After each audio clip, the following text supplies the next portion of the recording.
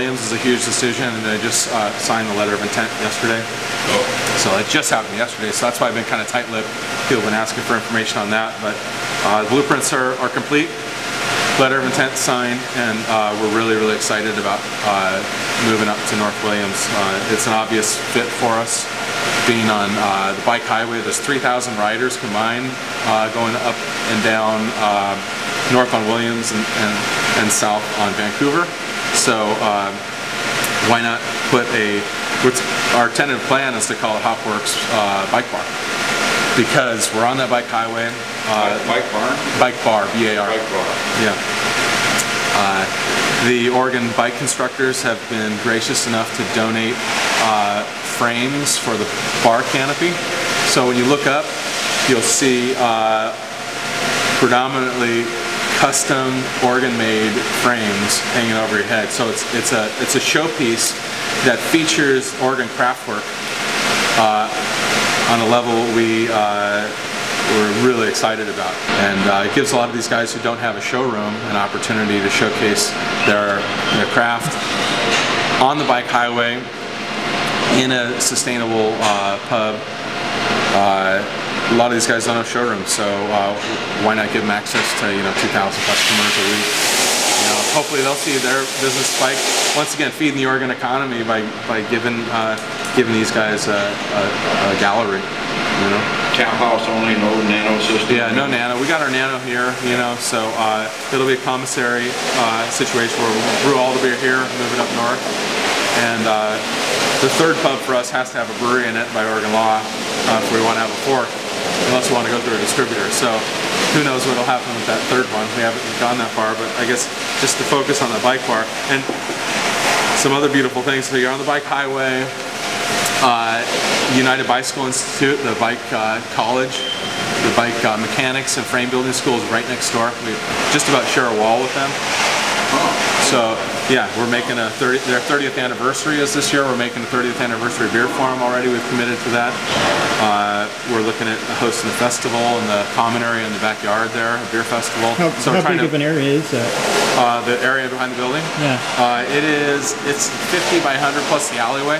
So it'd be like more of an intimate festival, kind of like what we do on the west side of the building here, right? Where we do the Cheers to Belgian Beers or the what are the other festivals we're doing there?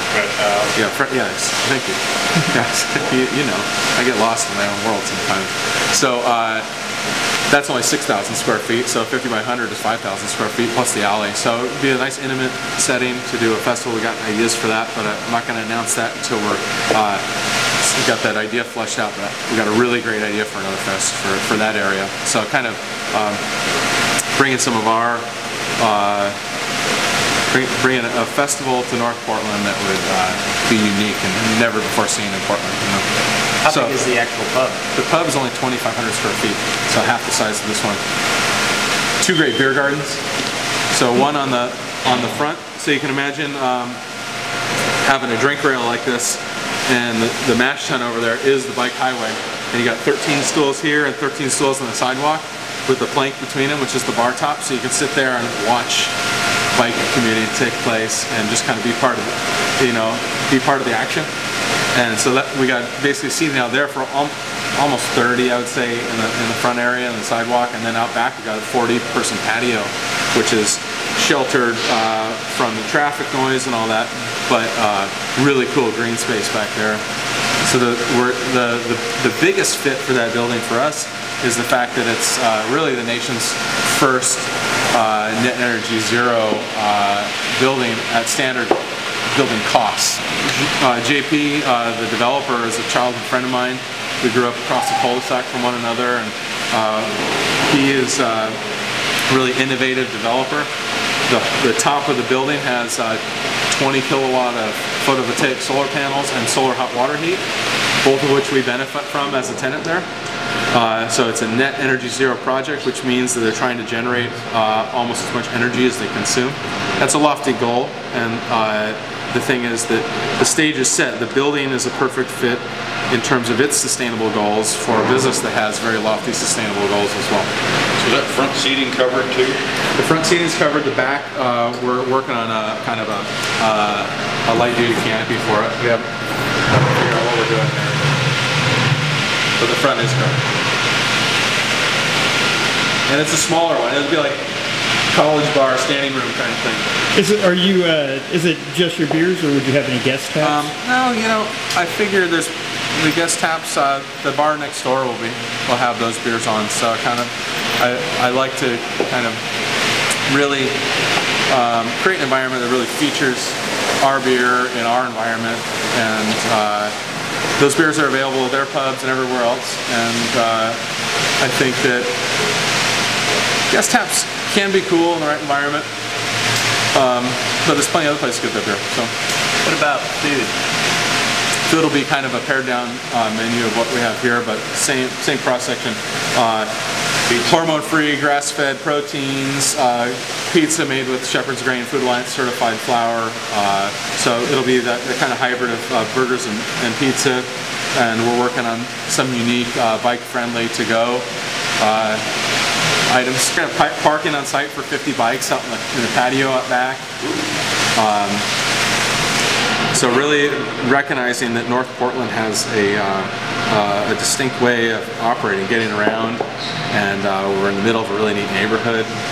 It's still affordable, and there's a great crowd that hopefully is thirsty for organic beer. You know? Is the pub going to be or the bike bar going to be as family friendly as this location? Yeah, we'll have a kiddie play area up there as well. Imagine everything downsized. When you go in that space, you're gonna. I'd love to take you guys up there. We can do it in a couple weeks or whenever we can coordinate. But yeah. So you can imagine just compressed, and I like that aspect. I like the idea of being compressed, more intimate, hyper social. And bike base. You know, we don't have any dedicated parking. Here we've got, you know, what, 80 parking spots. Over there we don't have one, not a single one. But we got 50 bikes ready to go, and so it's a different model for us. Is there still a separate area where kids aren't allowed, kind of like upstairs here? There it's a little bit different. How are you? You want a beer? Sure. Yeah. So there. It's mainly probably going to be more an hourly segregation with the kids, where after a certain time we probably won't allow kids in that bar, near the bar. I mean, they obviously can't sit at the bar, but let's say this. We haven't worked out all the details of the seating arrangement yet. The floor plan is done, but as far as where people would be allowed at a given time. They have the rooftop, you can get up there. I mean, the whole roof is racked with photovoltaic panels, and then there's a mechanical room that's racked with solar thermal, which is a hot water producer, and all the tenants benefit from that. And all the tenants have a meter that shows how much they're consuming in terms of wattage, and so it's kind of this net metering thing where you really participate in the energy consumption of the building, because you have this screen that tells you what the hell is going on at any one point in time. You turn on a light, you see your usage go up, so you know that when you turn that light off or change the light bulb to a lower wattage or dim it, that you're using less power. So once there's that, they call it the dashboard. Once the dashboard's in place, you become a very empowered component of the building as a tenant. So the dashboard is something we should all have. We have it in our cars. We know when our fuel tank's empty, but how the hell do you know when you're consuming more than your fair share of power at home or in your business? You know, you really need to be aware of that. So this building is outfitted with this control. So that's the kind of stuff you get when you go to these high efficiency projects, is that awareness as well. So, and that's an educational piece, just like, you know, we kind of walk softly and carry a big stick here. The more people dig into what we do here, I think the more genuine, the more satisfied they are that we're walking what we talk. And you move into a building where the developer's gone to great lengths to be net zero.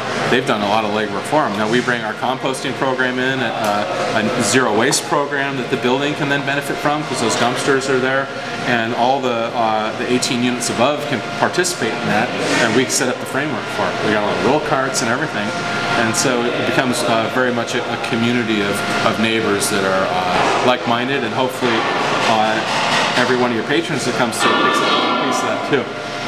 Whether or not to do anything with it, it'll torture them in their minds that, you know, wow, maybe there's an opportunity there. You know, maybe I can change my habits in terms of how I move around the planet and how I live. You know, that's all we're doing, is kind of living by example. we'll tell you about it if you want to hear about it, but we're not going to beat you over the head with it, you know. Did you say? Did you mention about when you're thinking about opening this? Mid-May. Mid-May.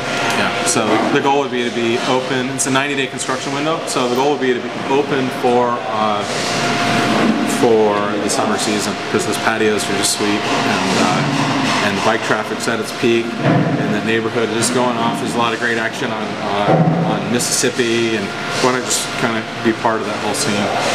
It's exactly 5 miles from our front door here, so it's not all that far, really. But I can't believe how many people, when you talk about moving up there, how many people only come down, haven't been down here, or only come down here on occasion. You know, I think the people that live in North and Northeast are a little more ferociously local. You know, it's kind of hard to move out of that area. You know, it's not a real direct way, like even on a bike route. You know, I think a couple ways to get up there, and still you're crossing some busy roads. You know? And to reduce the bus routes. Do you think that's going to make Lompoc nervous that you guys are moving in up there? You know, I don't think they should be nervous. I think that when you create an area like with multiple draws, it's a rising tide. That's how I'd refer to it. Just like Portland, you know, if you had one brewery in Portland, would people come from all around the world to enjoy the bounty here?